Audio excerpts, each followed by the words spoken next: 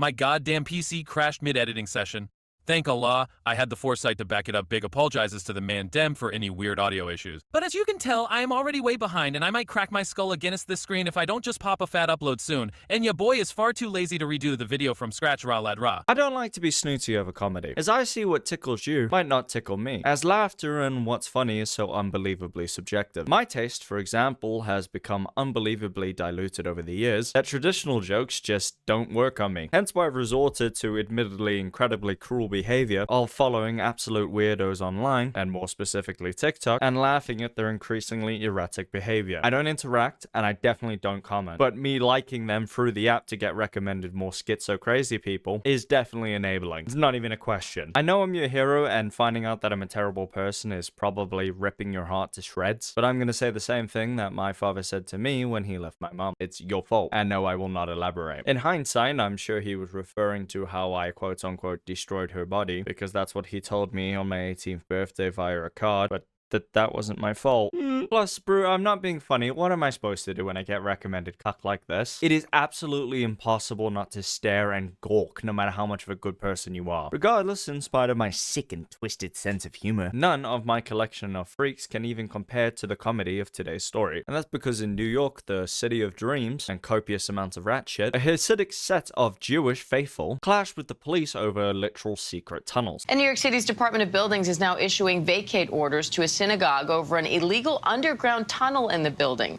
Police say 9 men were arrested on criminal mischief and reckless endangerment charges. Some oaks here might not know what a Hasidic is, but in the simplest terms, it's right below pure extremists. They take their faith very, very seriously, and they follow the laws and codes of the faith as closely as possible. Some of you may or may not picture this oak when it's brought up in casual conversation of what a Jew is. This conversation may also include a drawing competition and some props to extend certain facial features, or so I've heard. But if you were curious where that mental image of the traditional Jewish man comes from, it's these guys, the vintage Jew. Now, unsurprisingly, your question of what does them being trad goths have to do with anything comes up, and especially what does it have to do with hidden underground holes? Well, it should also be unsurprising if you're a stan for a certain religious, so much so that you're willing to walk around dressed like this and live your life as closely to the Old Testament as humanly possible, in spite of things like this being available in the modern era. It's pretty safe to say that you take your religion super seriously in that scenario. And as such, say a global certain pandemic comes about. Hang on, let me say this next part in a traditional Jewish voice. You may or may not dig a hole, and those holes you may or may not gather to pray. What's that look on your face, pal? Yeah, your boy grew up in Africa. All of the Jews I knew were African. What voice were you making in your head, you little racist boy? I got you. At least that's what the synagogue alleges the hidden holes were for. It was to break lockdown rules during COVID-19 so that the Hasidic Jews could pray. All the same, the brass tacks of the matter is that the trad Jewish people dig a hole that they then use to traverse the city of New York.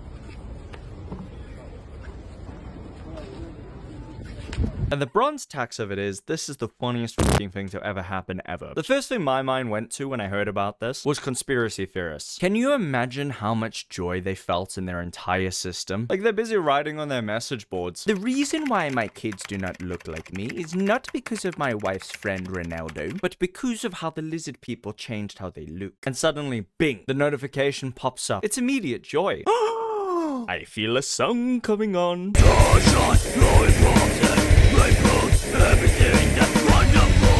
Hey pal, what's got you so chipper? Oh, nothing. I'm just having the best day ever. Oh, that's great. Maybe today's the day that you finally take me. No, I don't want to! You got me!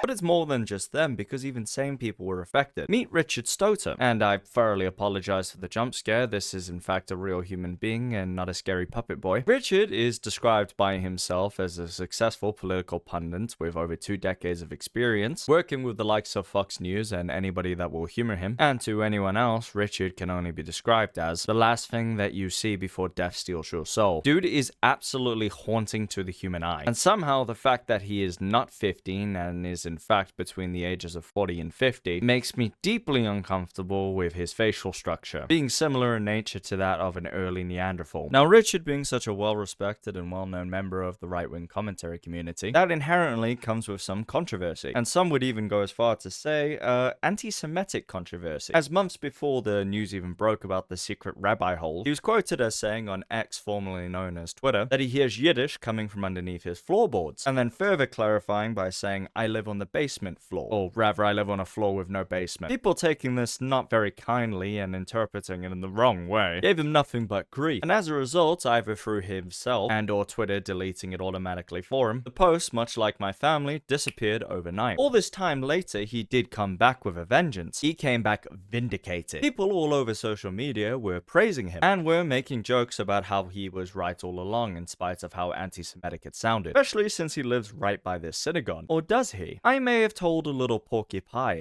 a baby fib, as in a fate of cruel irony. Richard isn't even a person. Sure, some parts of him may be real, like for example, his face looks like a mash of Ben Shapiro and that guy that Kanye West was meat riding for a little while, but everything else was just pure fabrication. His 40 years of experience, a lie. His Fox News show, also a lie. His Rumble stream, a full-on lie. Richard is what's described as a bait troll account that somehow, through pure coincidence, managed to ensnare at least 1,000+ people, almost certainly without those people realizing it. Some dude, presumably a young adult, has been running this account for ages. And what he does is he attempts to draw people in by saying shocking and grossly offensive things, forcing people who take themselves far too seriously into a duel of wits, in which Richard curb stomps them with quote-unquote cyberbullying until they cry and quit. So in fact, when he did tweet the Jews are in the basement, it was just purely a mastermind of pissing people off. You're all pawns in my sick and twisted game. A bravo one, I might add. And it just so happens out of pure coincidence that it turned out to be true a few months later. The best part about it is the dude who wrote this, or the guy who's playing the character of Richard, was being legitimately anti-Semitic. And now he's getting rewarded and praised for being legitimately anti-Semitic by people who look like they would normally take huge offense to what he said. It's just incredible.